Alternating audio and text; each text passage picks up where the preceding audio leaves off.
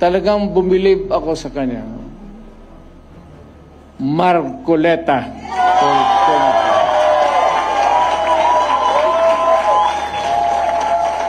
Totoo yan, sir. Nung lumapit ako sa kanya, sinabi ko, Sir, believe ako sa iyo.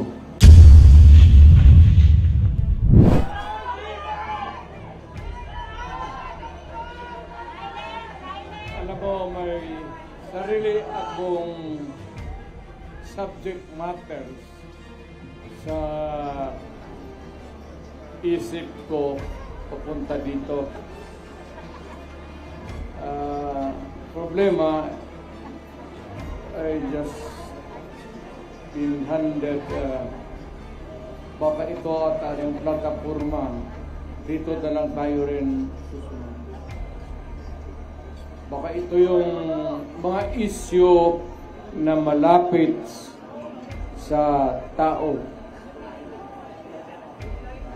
sa kanilang kahirapan o sa puso nila.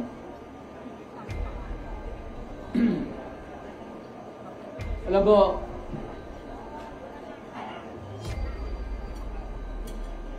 I would like to, I do not want to criticize anybody. But you know, however you do it, basta nandiyan ka sa gobyerno, ikaw yung nagdadala ng, ikaw yung timon, talagang mahirap. And I can understand kung yung mga issue hindi ka agad nabibigyan ng, if it's a problem, it would take time. But apparently, itong sa panahon na ito, patong, yung solusyon, mahina ang dating. That is why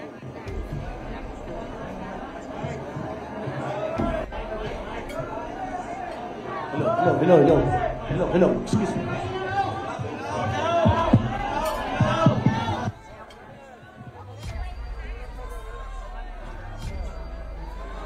Check.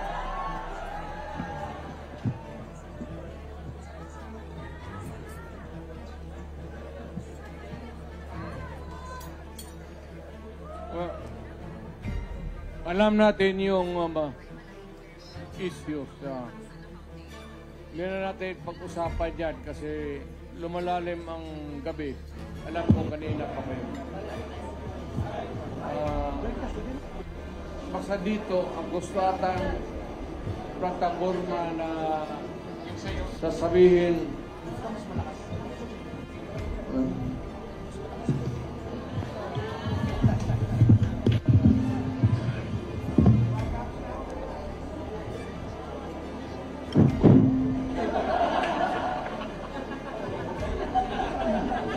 kalimutan ko ito nung well, sa madaling sabi, maraming issues. Hindi ko naman sinasabi na kaya natin kung tayo ang nandyan sa Malacanang. No, it's not that easy. I have been there. But the guy is simply taking his time to come up with the solution of the problem. So kagaya nitong bigas, which is really tumatama yan sa tiyan, pati sa puso ng Pilipino, hindi niya nakuha yung pinaka. Either is subsidized o whatever, but it goes on up and up And nahihirapan po ang Pilipino to cope up. Bukang hindi niya kaya na habulin yung presyo. Yan na lang sa pagkain. Huwag na yung iba. Pwede na natin yung graft and corruption. Nandyan yan eh. Baski anong klaseng administrasyon. Pero yung immediate, urgent need to solve is really itong kailangan ni baka ako kung sa panahon ko sinasabi ko total we are endorsing the candidacies of so many bright Filipinos dito sa atin. Baka not the magic one, but makuha nila kung paano talaga bigyan ng solusyon. It's either you import and go down or whatever, but you know, sad to say, the Philippines is agricultural based ang country natin. Ang ekonomiya natin is agriculture. Ang problema, yung pagkain mismo, hirap tayo. Well, of course, yung mga dumadating na typhoons could be one of the factors that can be, palagay na natin, hirap tayo maghabol. Alam mo, pag nasa gobyerno ka, ikaw yung nagdadala, you cannot give promises. Panay na lang ang pangako mo and you keep on, promising people for so many things. Pero itong pagkain, talagang unahin nila. Pinaka-basic talaga. Medyo hirap sila. Aywan ko kung bakit. Ngayon, kung yung presyo ng bigas, yung presyo ng pagkain para sa Pilipino, mas bababa ngayon,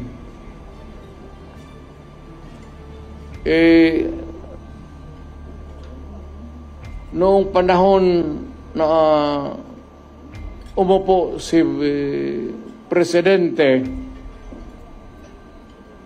kung mas mababa ang presyo ngayon ng pagkain,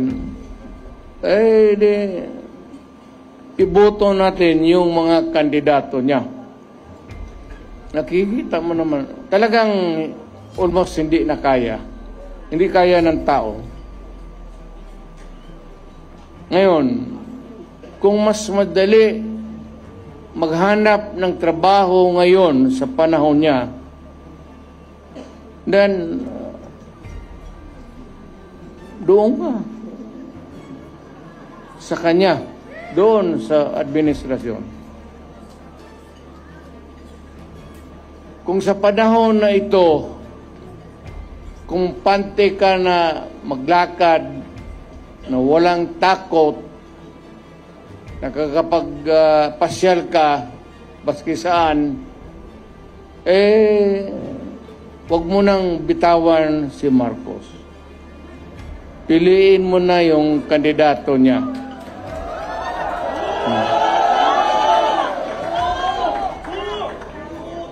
Pero pag sinasabi ko yung pag nagsasalita ako, gumaganyan ako, ibig sabihin, ito yung kapalit.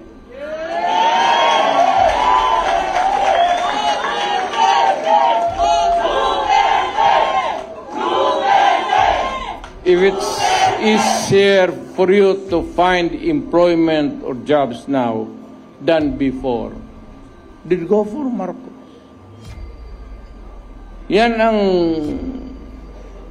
sabihin ko na medyo basic na hindi nila mahabol.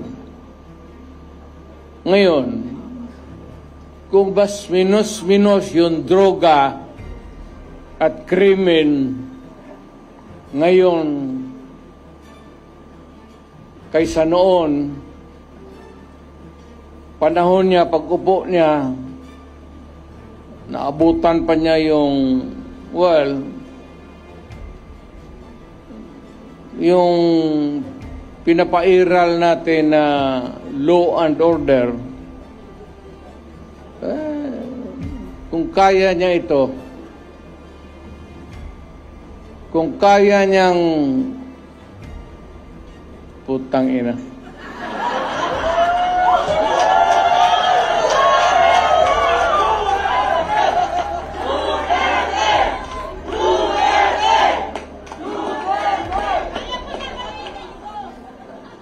Alam mo kung ako ang durugista, kung may ganoon ako, at bakit sa utak ko, bakit hindi? Total, kasama ko naman sa presidente sa hit-hitan. So, yung baski yung mga pulis, pati military, medyo ano sila? Because of the incongruity. Hindi magkasya eh. Meron isang presidente na talagang bangag.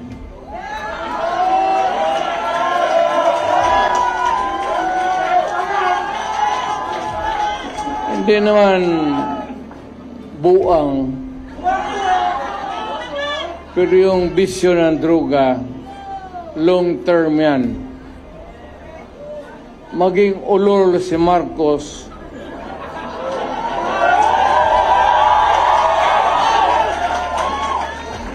kung maybe constant use of heroin, aabot pa siguro siya ng 80. Pero pagdating sa panahon na yan, hindi na siya gumagalaw. Either nakatindig lang yan sa kwarto niya o natutulog. Ganito na lang. Marami tayong problema. I think the Marcos government has fallen short of the expectations. Ako, hindi ko ma-compare kasi pwede kong sabihin, mas mabuti siya ngayon kaysa aking panahon. I can even concede na ganon ang nangyayari. Pero it would not be a good reason for you to solve the problem just because you're doing right, more rights than the wrong ones that the other guy had committed in the past. Nang ibig sabihin niya, kung sabihin, wala yun si Duterte, mahina kasi ganun. Okay. But it's not me. It's the Filipino people. Ang tignan mo ang Pilipino, huwag kang magturo dyan sa mga kalaban mo, kagaya ko, kasi ako, hindi na ako kandidato.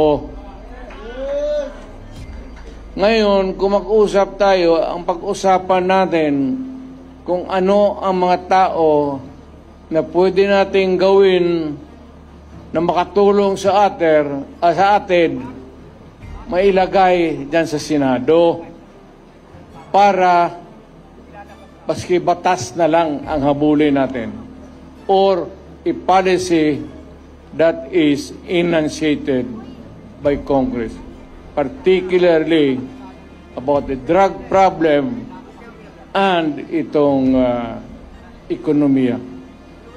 Itong ekonomiya, mabigat to. Walang bright dito. But at least naman yung sabi ko pagkain, sana mahanapan nila ng paraan. Talagang tumataas eh. Kaya I don't know how it operates now, but if you continue to practice democracy, kailangan nandyan even to persuade any sitting government to do what is right. So, nakikita ko si Philip Salvador, ang naalaala ko sa kanya, artista siya. Mahusay na artista. Kaya idol ko siya, yung mga sine niya, pinapanood ko.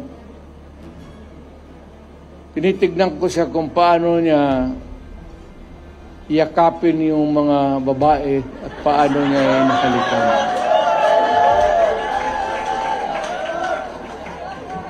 Well, aside from the fact that I know he would make a good senator, yun ang ang naalaala ko sa kanya na parang durog talaga ang babae sa yakap at pagmamahal. Now we have Atty. Rodriguez. Galing yan sa administration. Alam mo, mag-isang tao, importante talaga to. Importante ito. Baski kami, alam namin, baski yun ang nakakilala sa akin personal. Importante ang tao na may prinsipyo. At ang isang nakita ko na Pilipino na may prinsipyo na umalis sa trabaho niya because the dynamics of the position of which he was there in Malacanang was no longer right. He chose to make the decision. At nakita ko, as a matter of, hindi naman kailangan sabihin niya, but nakita natin, as a matter of principle, importante talaga yan. Atty. Rodriguez.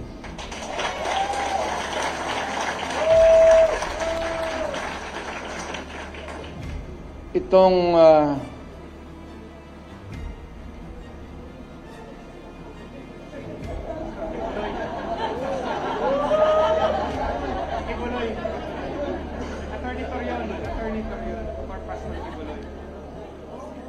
para ka kay Kibuloy?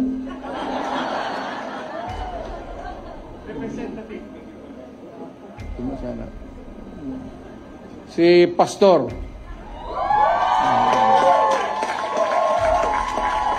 At least kung maghanap ka ng tao na kandidato, kung manalo at makaupo dyan as a senator, who has the moral values, pati marunong bright. Talagang bright yan si Pastor.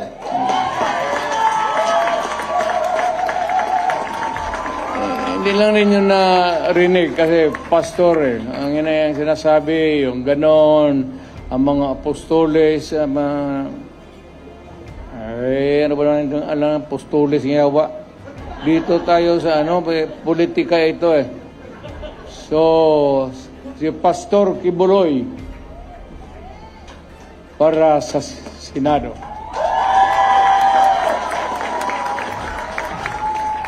Itong tao na itong sunod na sinasabi ko, humahanga talaga ako sa integrity pati yung utak. Abogado, pareho kami abogado Puto pa nagsalita ito. Hindi ko naman kilala to, but yung the constant exposure sa TV, parang natauhan ako. Magaling to ah.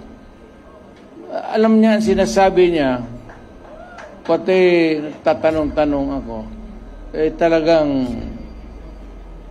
is one of the upright na tao na bira mong makita ng ganun. Yung mga bright na karihan kasi ng mga bright, mga gago eh. Haloan nila yung trabaho nila ng kagaguhan. Alam mo, ako talaga, it was I who sought him. Ako naghanap sa kanya para makilala ko siya. Talagang bumilib ako sa kanya. Marcoleta.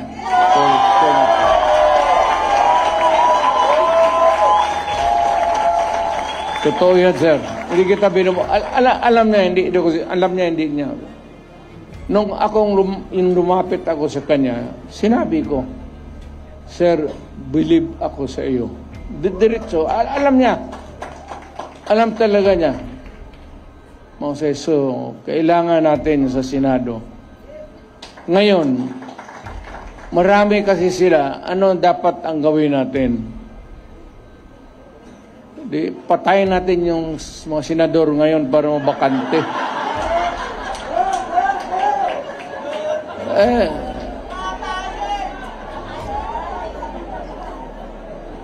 Kung makapatay tayo ng mga 15 na senador, pasok na tayo lahat.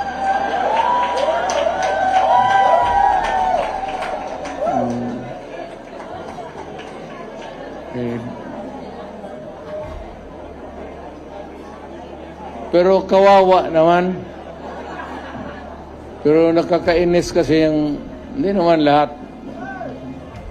Pero, sabi nga, talking of opportunities, the only way to do it is to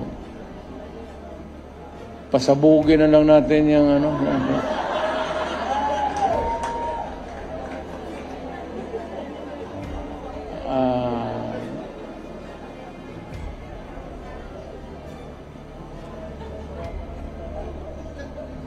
itong sa sunod ko, mahusay na abogado to. He's a practicing lawyer and is really very bright. Marunong talaga to. Marunong sa lahat. Abogado, sa trial,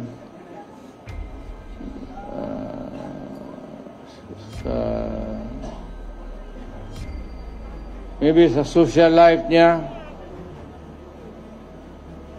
at siguro sa babae.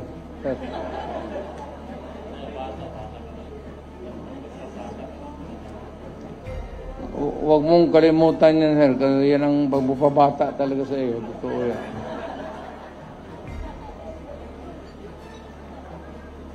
Attorney Lambino.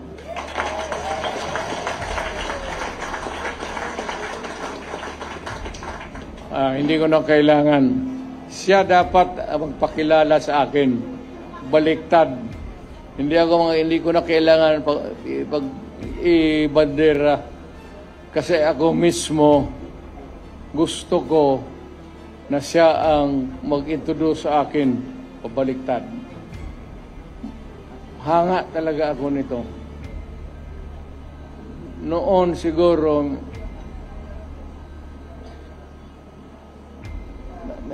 may asawa ka naman, no?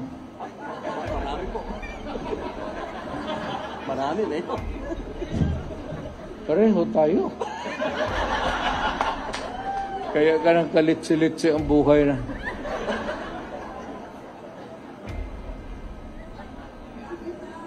Yung akin, nandito siya. Kaharap ko. Kasi PDP siya. Nag-iisa ka na lang, no? Itong ano ba, sitwasyon sa, I'm talking about Cagayan de Oro. You know what is really very almost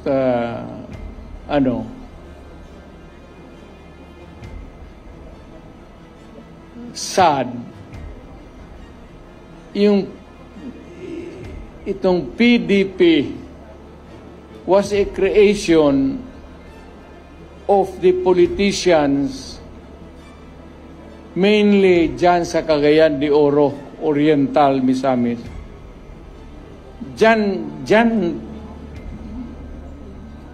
Ako, alam mo, sa totoo lang, what is very shocking to me, really, hindi naman sa pang-ano ha, hindi ako nagpapatawa. Alam mo, walang PDP doon sa Cagayan. Mag-isa na lang. Si Councilor Balaba. Tumindi ka nga.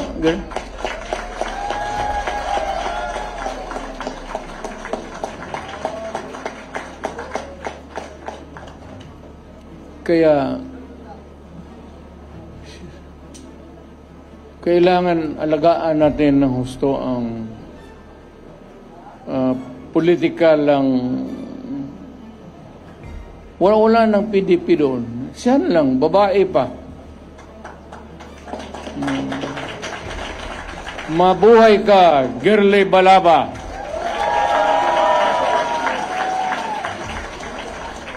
Mabuhay ka, Girly Balaba. At si Rudy Duterte.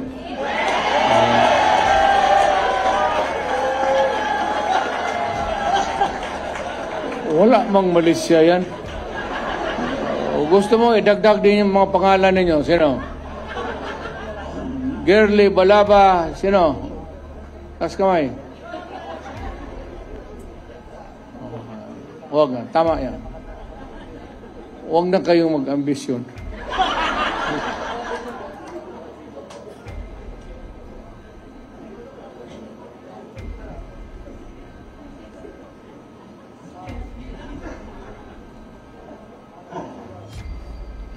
For the rare occasions that I visit Western Visayas, may nakita ako tao na talagang merong go na a lawyer almost to the point of impatience. Ano ba tawag na?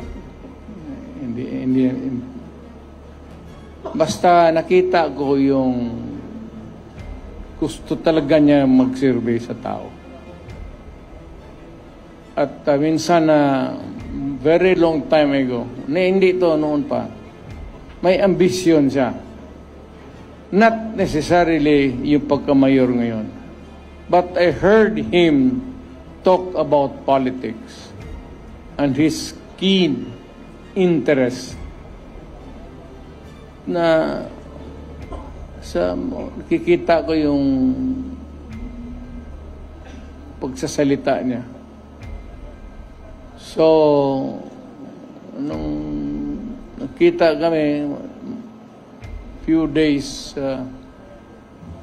before the filing, I passed by Bacolod. Nagkita kami. At nakita ko yung I remembered his intelligence, his talent, and sabi ko, matagal na rin walang senador talaga ang Western Visayas. I would like to endorse him and for you to vote for him so that yung mga taga-Western Visayas na kapatid natin, bigyan natin. Huwag tayo magsabi Ilonggo, Ilocano. Skip that thing. It's not proper anymore. Kung magsabi ka Ilonggo ako, gano'n, do not talk about your tribe. Just talk about who you are at Pilipino ka at anong kaya mo. At ito talaga, kaya niya maging senador. Attorney Hinlo.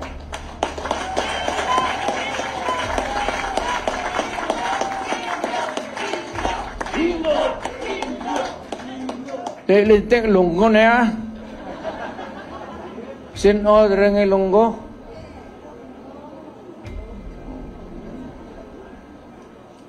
Teka, padakon mo na si para may hindi naman sa pang ano. It's not because I'd like to gusto ko na talaga na may representation ng Western Visayas.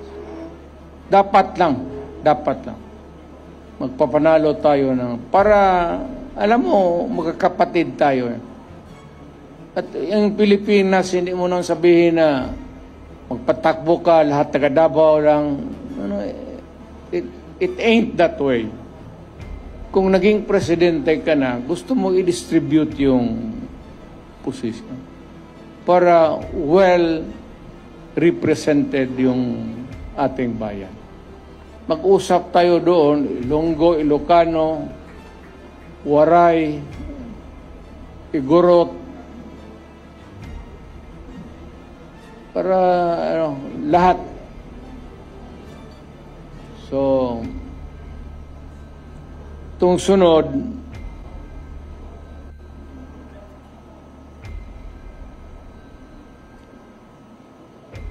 hindi ko naman siguro kailangan ipakilala ko to. Kaya nakakamot ako eh. Kumakatituro yung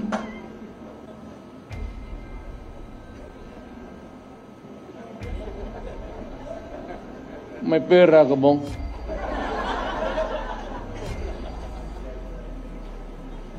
May magkain tayo maya. Ikaw ang magastos, wala pa akong hapunan. Alam mo, ang istorya nito, ang aking talagang aide was a military man. Kaibigan namin, parang common friend. Military na not so because parang maluwang na pakisama niya sa civilian. Biglang naglaro ng basketball, yung bola galing kay bato. Totoo yan. Pinasa niya doon sa kay Jimboy Halili. Teniente yun. Pagsalo ng bola, natumba, namatay. Sabi ko, nung punta ko, sabi ko, nagsalo lang ng bola, namatay? So, yes, Mayor. Puta, ang bola, putaw? Bakal? Bola ng ano? O bakit namatay? Kasi pagsalo, tumba. Baka talagang sinadya na milakasan ng husto. Baka may pustahan sa ganung laro na yun. Galing kay bato yung bola eh. Kaya pag si bato ang kalaro ninyo, huwag ninyong saluin yung bola. Hayaan mo, tumakilid ka lang palawa. Kasi doon namatay. Hindi ako nagpapatawa. Yun talaga ang nangyari. Doon natumba kaya ako minsan yung nag-iisip ako kung patakbuhin ko ba ito si Bato o hindi.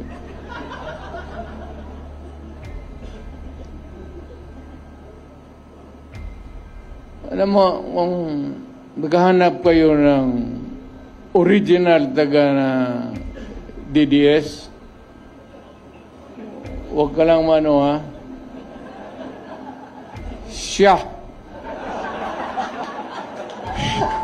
Ayan.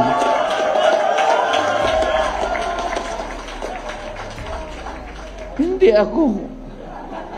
Mayor ako. Utusan mo pagpatay dyan, buo. Sa yun, Chief of Police.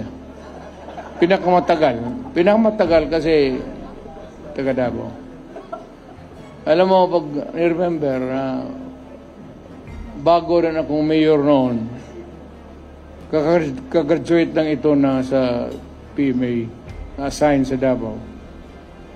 Tapos nag-asawa, doon sila nag-settle down.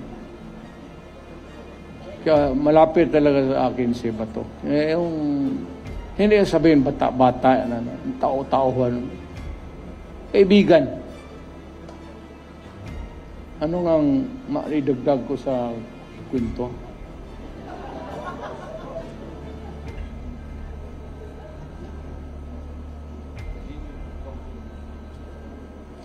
Minsan itong mga putang inang kriminal. Sabi, Bato! Gusto po, no? Putang ina niyang pabalik-balik yan sa... Gawin mo! Iya, sir!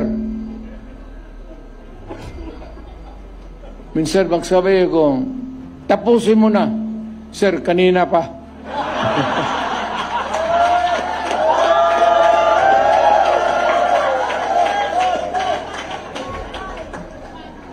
Sa harap pa naman ng, alam mo, sa totoo lang, magprangka-prangka, walang sundalo na hindi pumapatay. Walang sundalo na hindi pumapatay.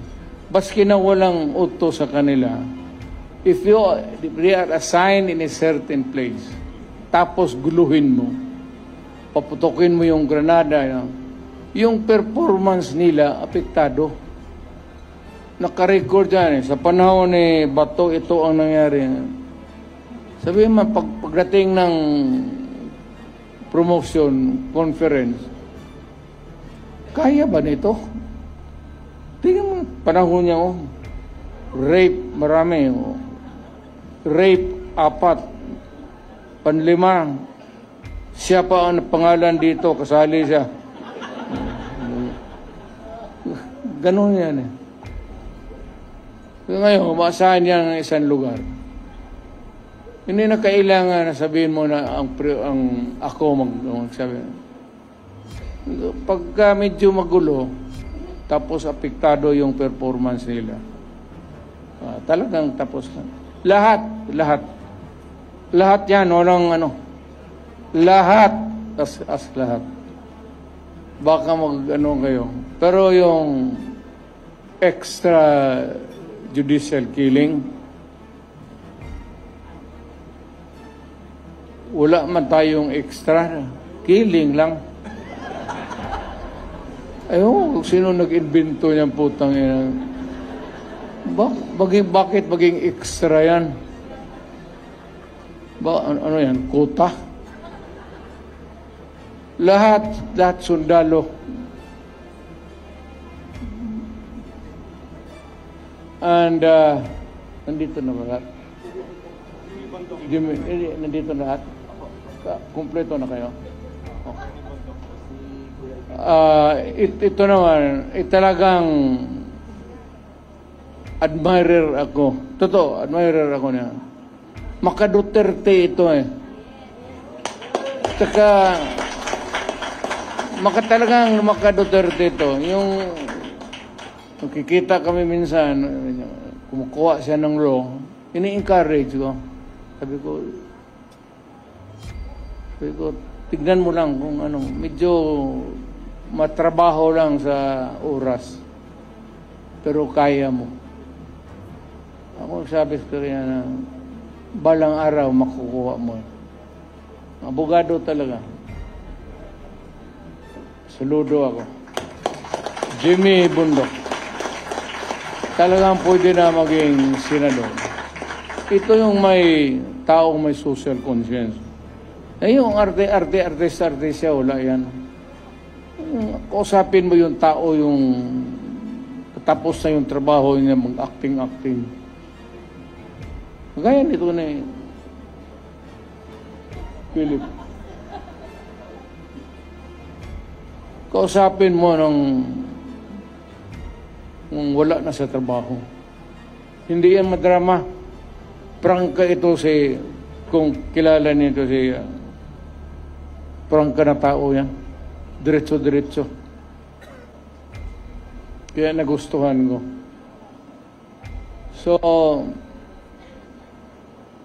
ganito na lang.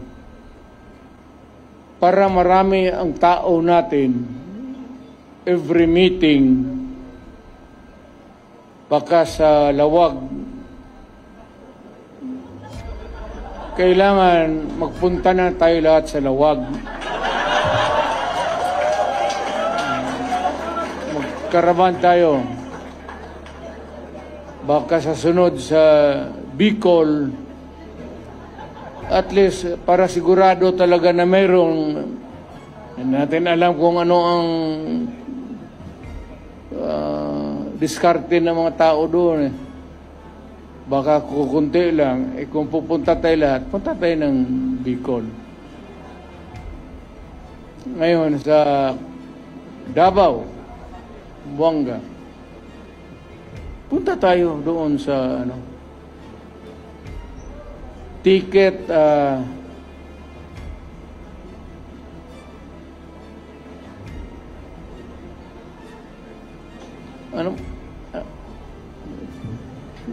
ito si Jun Ibasco. Ito yung pinakautak ko talaga.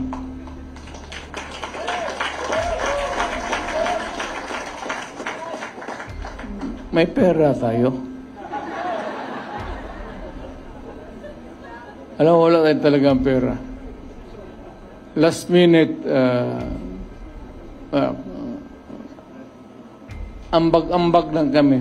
Ano ba sa Tagalog yan? Contribute na po niya. Si Robin.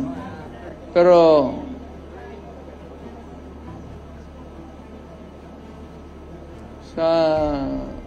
kung pumunta kayo ng Davao, totoo, kung ticket-ticket lang,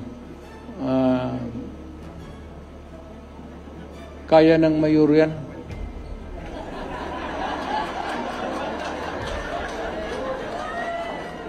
Ipasa mo lang yan doon sa mga negosyante. Doon sa mga Chinese community na may ara. Kaya ito. Pero wag kayong yung isang flight na puro Duterte talaga.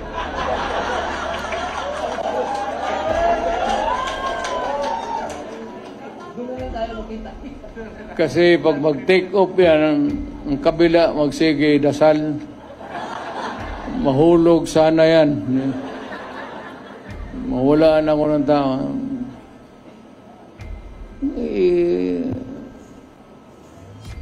Intervals, intersperse. Ito kayo ng Mindanao. Actually, hindi na ako nagluloko. Parang kung maano kayo sa Davao, kindly drop by our place. Si Bongo, si Bato. Si Bongo kasi mayaman talaga to. May printing press. Walang problema nito sa propaganda. Pinakamalaki yan sa Mindanao. Printing press niya. So, kung sabihin mo lang na kalahati nito, kaya niya. Kaya niya. Sagutin mo na, Bong. Huwag kang mahiya. But seriously now, magabi na. I'd like to remind again everybody that, the democracy was really conceived by our forefathers to be one that is really working. Kaya nga may demokrasya because there is a periodic election. The president You have served there for about 6 years, in Aliska, another one. And for the mayor and the rest of the officials of government. Talagang elected. Mabuti yan eh. So it is intended, ang mahirap kasi, may mga, yan, baski sa ating grupo, lalo na yung magdala-dala ng armas, tapos walang mangyari niya. Sisirain lang ang bayan natin yan. Look for somebody na talagang would stand for what is right and what is really just. Yan ang hinahanap natin. Palagay ko, kilala ko lahat itong mga tao na ito. Walang ano ito. At least may, lalo na ito si Tony Marcoleta. Parang pare ito eh. Totoo.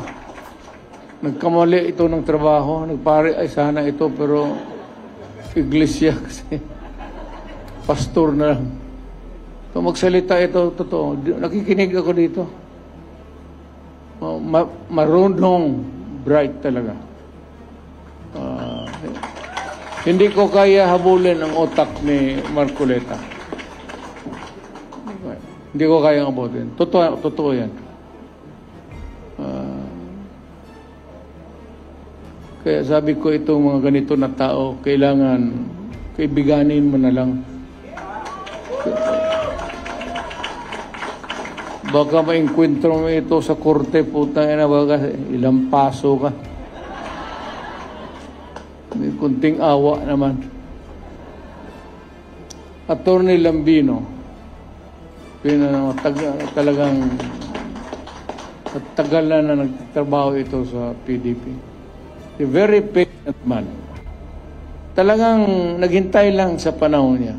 Actually, he has been there for so long a time helping PDP, helping the candidates, asking nothing in return. But he has been there. Kagaya ni June Ibasco. Yan si June Ibasco, yan ang noon pa, noong na mayor pa ako, siya na yun, hanggang naging presidente ako. Alam mo kung bakit si June Ibasco? John, isabi na natin ang totoo. Dumating na ang panahon. Okay? Ako isang prosecutor. I was a prosecutor. Yun ang trabaho ko eh. One day, itong sila Colonel Stares, yung mga Philippine Constabulary, parang nagpa-plenum ito sila sa North Cotabato. Ginapang ng mga sundalo, nahuli sila. So ako yung fiscal ina-assign pagka ganun. Takot ang ano, takot yung, hindi nila ako magyabang, takot yung mga fiscal mag-handle ng rebellion, pati yung mga krimen na, no? So pinapasa sa akin sa chief. So ako nag-iimbestiga.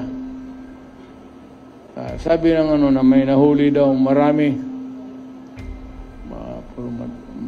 May madre pa ata. Natsambahan. Mga ano, mabigat na ano sa Mindanao. Yung mga komunista. Nahuli yan sila. Nung pumunta ako sa kampo sa pulis, tinuturo yan siya. Yan sila. Ano. Nakaupo lang. Sabi ng mga gago, Mayor, ngayong gabi, huwag mo na lang ilista-lista dyan yung investigation. Bihin na lang na walang nangyari sa operasyon namin. Kasi papatayin namin ito. Dalawang pare yun, Father Tison pati Father Ibag. NPA talaga yan sila. NPA talaga. Huwag na tayong magdrama. So, gustong ganun ng sabi ko, putang gago, pare yan. Kung ano yan, damay pa ako. Imbestiga ka ng imbestigahin mo yung totoo lang. So, detain siya. But yung one day, nalaala pa ninyo yun, inutos ni Cory Aquino, release all political prisoners. Talagang pinawalaan lahat ng komunista, pinalabas sa kulungan.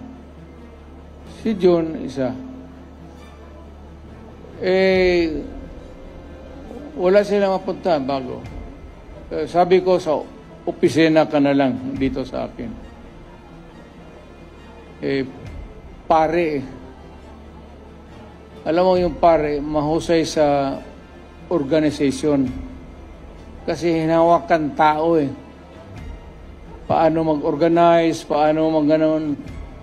Pag yan yung mga pare na mag-ano, talagang kung sponsored ng mga pare yan, matindi yan. Kasi sanay sila sa organization So, kinuha ko siya. From then on, mayor, congressman, tapos presidente. 30 years ago. Puro. Ganon ba yun dyan? 25, 30 years. Tagal na. From my NPA, nung dumating ako, naging presidente ako, tigas na masyado doon sa Malacanang. Yan na ang tigas dyan sa...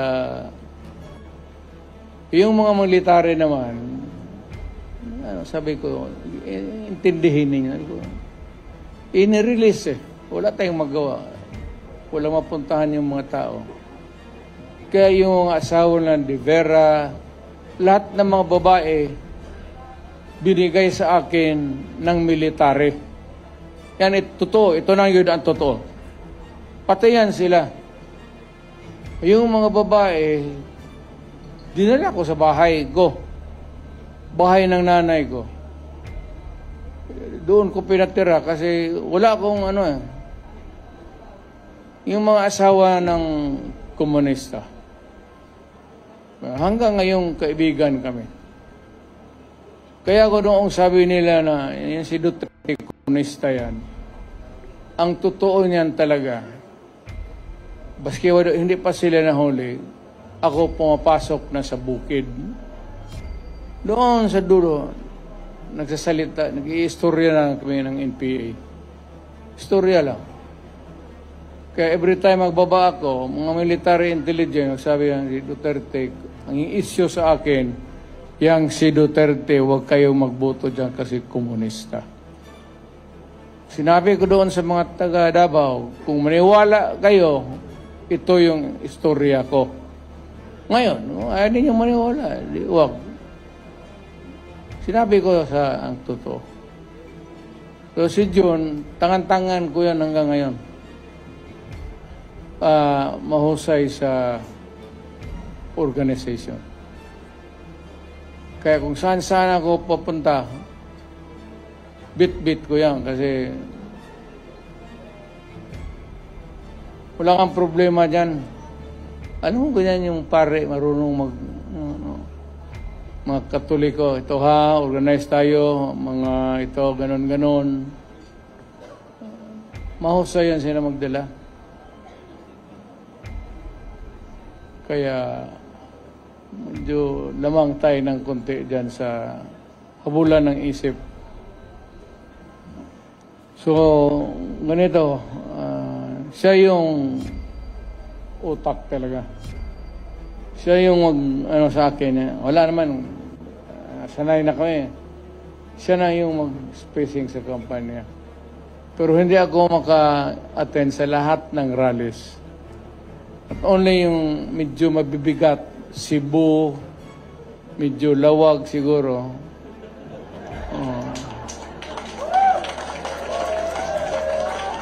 Para, sabihin ko, yung mabibigat, sa Buanga siguro, gano'n. Nandoon ako, pero hindi lahat kasi, una-una, sa totoo lang, wala tayong pera. I cannot sustain a campaign na yung diretso-diretso na maybe even sa katawan ko, hindi na rin. Alam mo yung aeroplano, hindi ba niyo na pa? Ako, piloto ako when I was young.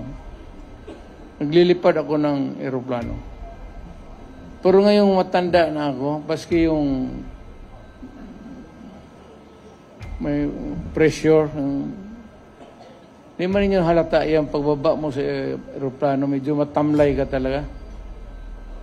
Ganun, hindi ko na kaya. Pero sa mga big rallies, I will be there to bigay natin kay Junian. So, dito tayo magsunod kay Junian. Siya yung I trust him to do the job. So, siya yung magbigay ng program.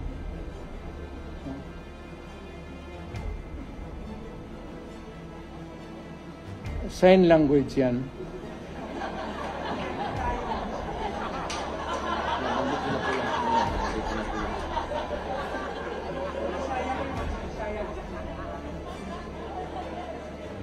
Kung ano yan?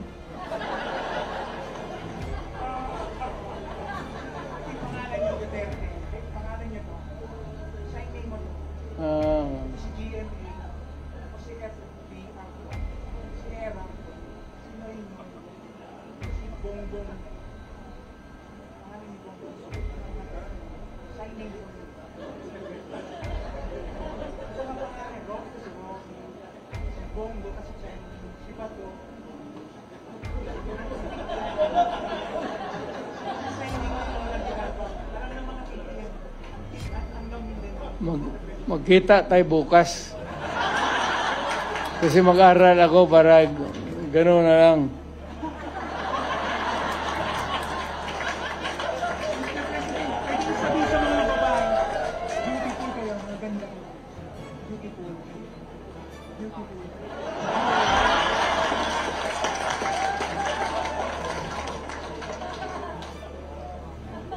Nehen Pioliang. Chinese yan. You're beautiful. So, uwi na tayo. Para po kinig ng istorya dito. Wala yung yung tingin ko na latud pambuhay ng nandito pala yung classmate ko. Dabs Mamao o Lanao del Norte. Classmate ko yan sa kabats ko talaga sa law school sa San Beda. Believe ako. Sana next time, next time. Ako hinayang ako dito kay saan yun? Patakbuhin ko sana ng di bale. Pero sa tingin ko lang pag itong yung napipika yung Pilipino, I don't know if it has gone to another level. Pero yung Pilipino napipika na sa administration. There was a time na about so many elections ago, bata pa ako, lahat, clean slate, panalo. Panalo talaga lahat. So, wala man kayo kalaban, no? Sino man sila? Hindi ko man narinig. Sino kalaban niyo?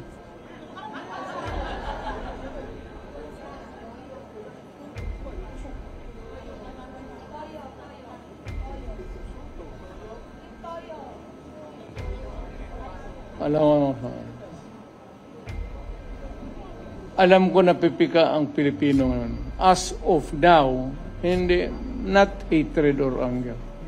Pero I could sense, nandyan ako sa napipika na ang tao. Kaya yung sentimento ng tao, papasok yan sa utak nila habang nagbuboto, patay. Haros tayo lahat, clean slate. Partido ng Pilipino. Totoo yan. Yung ng tao ngayon, ang tao, hindi naman sa galit.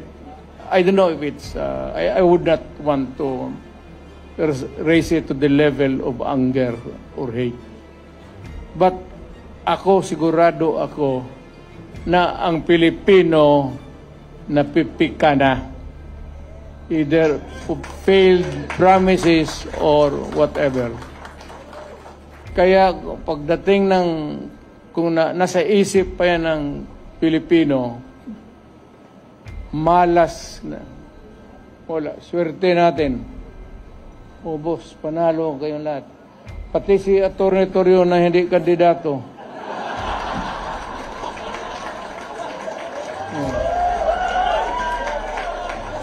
Ilagay nila yung pangalan mo.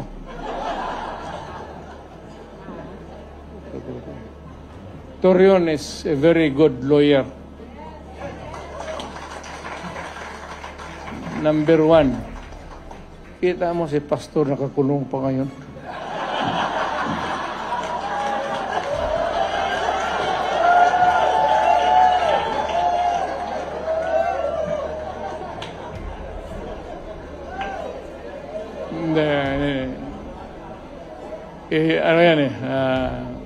There's more to it than meets the eye. Pagka gano'n simple na kaso tapos bailable, hindi naman makabail, hanapan ng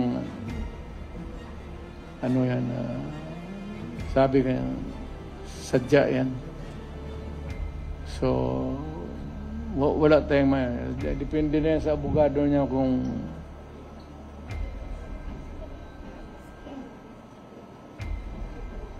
nakakabisita ba? Magbisita ako ng magbisita ako kay pastor.